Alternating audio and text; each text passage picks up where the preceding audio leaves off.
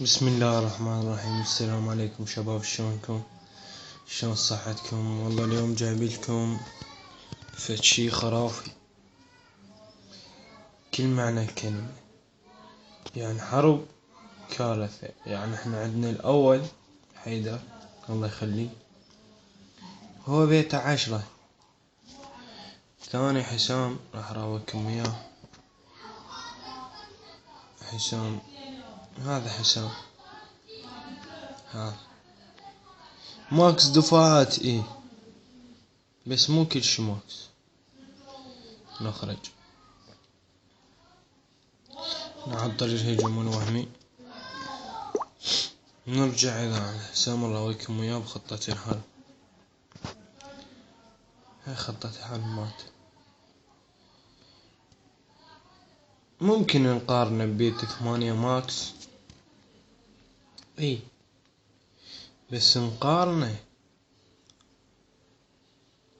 يلا ويا بيت 10 مثل هذا، باعتباره بيت 9 كل شي ماكس، عدا كم حاجة بسيطة. بيت 9 كل شي ماكس، فيرنو، هاون، مدفع، ابراج الارشر والله ممكنهن. هاي عندك بيت 9.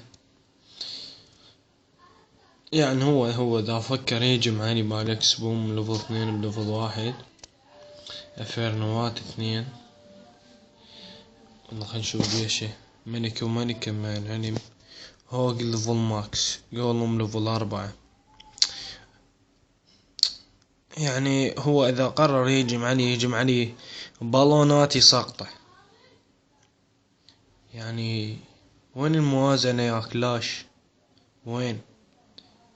يعني انتم باوي كل 3 منتصر قبل الكسب. با